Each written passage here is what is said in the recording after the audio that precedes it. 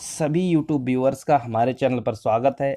आज हम अलंकार को याद करने की बहुत ही सरल ट्रिक लेकर आए हैं। इसमें आपको एक कविता के माध्यम से हम सारे अलंकारों को कंठस्थ कराने की का प्रयास करेंगे। और आप यदि अपना कीमती समय इसमें वीडियो को देखने में देंगे तो आप अवश्य ही एक ही बार में सारे जो है आपके अलंकार वो आप याद कर पाएंगे और कभी नहीं भूलेंगे। बाकी अलंकार की जो संपूर्ण व्याख्या है फुली वो हमने पीछे नीचे जो डिस्क्रिप्शन में लिंक दिया हुआ है वहां पर दोनों वीडियो दे रखी हैं, आप उनको अवश्य देखिए। इस ट्रिक को देखने से पहले आप उन दो वीडियो को अवश्य देखिए, तभी इस ट्रिक को आप अच्छे तरह से समझ पाएंगे और उनको देखकर किसी भी छंद को या किसी भी आप वाक्य को देखकर तुरंत ही पहचान लेंगे कि इसमें कौन सा अलंकार है। ठीक है, तो चलिए हम इसको शुरू करते हैं। पहले आप इसको एक बार पढ़ लीजिए। ठीक है, बार बार एक वर्ण जो आए अनुप्रास की भाषा।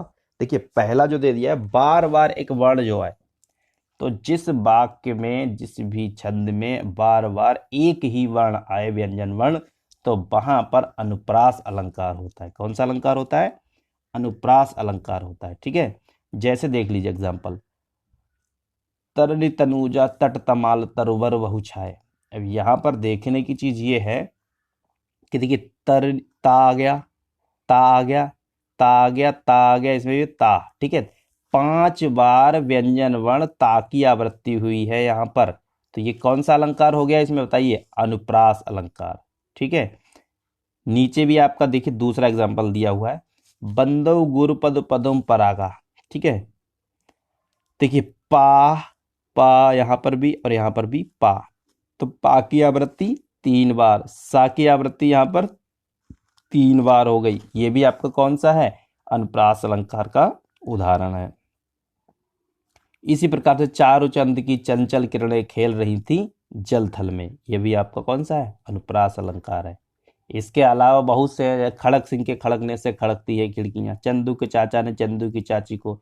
तो यहाँ पर आप एक बात याद रखें कि जहाँ व्यंजन वर्णों की आवृत्ति बार बार हो वहां पर आपका अनुप्रास अलंकार होता है। ठीक है, तो ये समझ में आ गया होगा पहली लाइन से कि बार बार एक वर्ण जो है अनुप्रास की भाषा। और यमक में जोड़ा आकर अलग अर्थ बतलाता।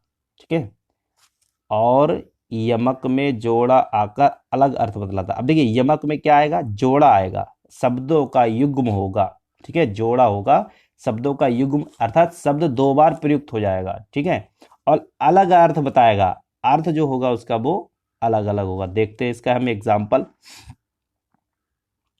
यमक, जैसे देखिए काली घटा का घमंड घटा।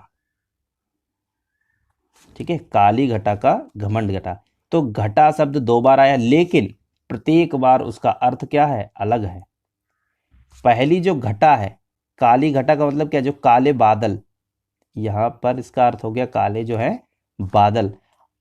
और बाद में जो घटा दिया हुआ है उसका मतलब क्या? घटा अर्थात घट गया, यानी कम हो गया। तो दोनों बार उसके अर्थ जो है वो भिन्न है। इसी प्रकार से कनक कनक, एक तो आपका हो गया धतूरा। ठीक है, एक हो गया आपका धतूरा और दूसरा कनक क्या होता है? सोना यानी स्वर्ण।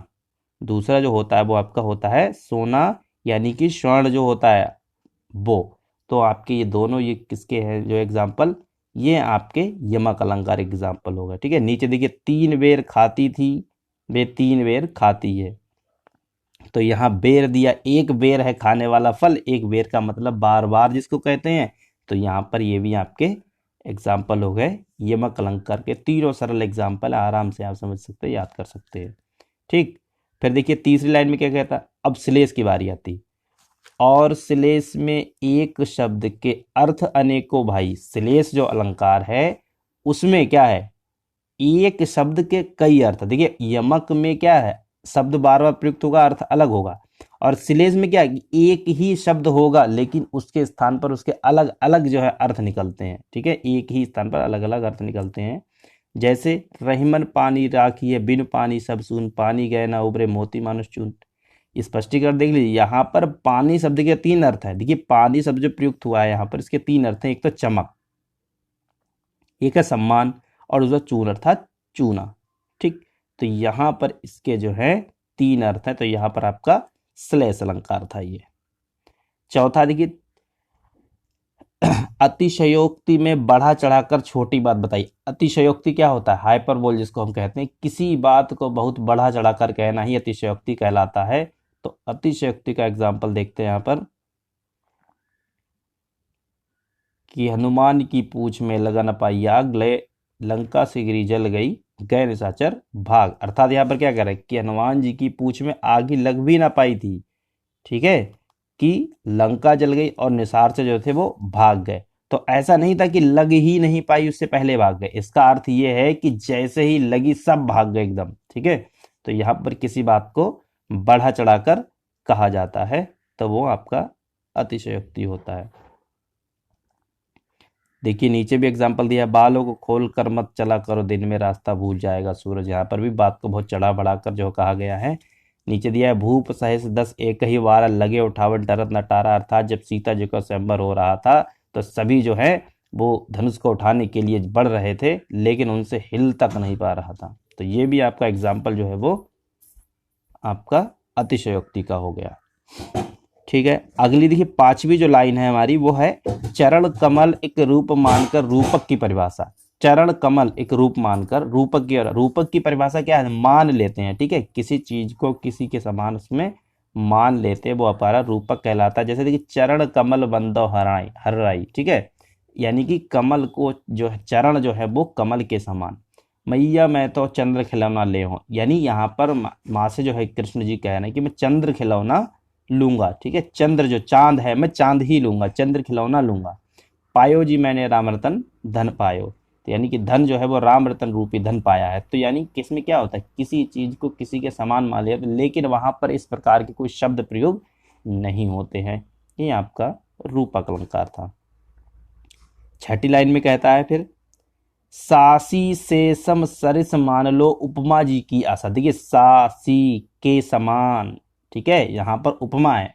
ठीक है, यहाँ पर भी उसकी इससे कंपेरिजन होती है, तुलना होती है, लेकिन यहाँ पर सा सी से सम सरिस ऐसे शब्द जो है अवश्य आएंगे, तो आपका उपमा अलंकार होता है। जैसे पीपर पात सरिस मंडोला, ठीक है, तो सरिस आया। हरिपद कोमल कमल से आया, यानी कि तुलना के साथ में सा सी से सरिस ऐसे आ जाए शब्द तो आप समझ जाएंगे उपमा अलंकार होता है, तुलना भी होती है इसमें। ठीक है, उत्प्रेक्षा संकेत समझ लो, मनु मानु जनु जानो। उत्प्रेक्षा को ऐसे समझ लिए, मनु मानु मनहु जनु जानो, इस प्रकार के वर्ण जब इस प्रकार के जो शब्द आ जाते हैं तो वहां पर उत्प्रेक्षा अलंकार होता है। ठीक, तो उत्प्रेक्षा के उदाहरण देखिए, सोहत ओढ़े पीठ पत श्याम सलोने गात मनहु। ठीक है, कौन सा वर्ण यहाँ पर आया है? मनहु। मनहु आया है ना, तो मनहु नीलवन शैल पर आतप पर्यो प्रभात, कहती हुई उत्तरा के नेत्र जल से भर गए, हिम के कणों से पूर्ण मानो हो गए पंकज नए। ठीक है, तो यहाँ पर देखिए मनहु मानो जनहु जानो इस प्रकार के शब्द आए हैं, तो यहाँ पर आपका उत्प्रेक्षा अलंकार है।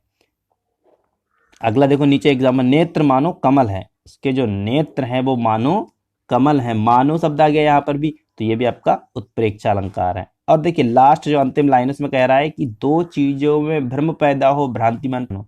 जब आपको दो चीजों में भ्रम हो वहां पर आप क्या मानोगे?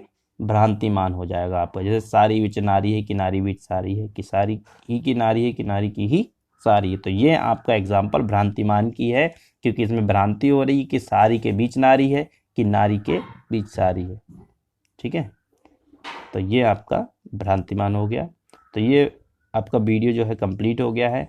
यदि अच्छा लगे तो लाइक अवश्य कीजिएगा और चैनल को सब्सक्राइब कीजिए। Thanks for watching this video.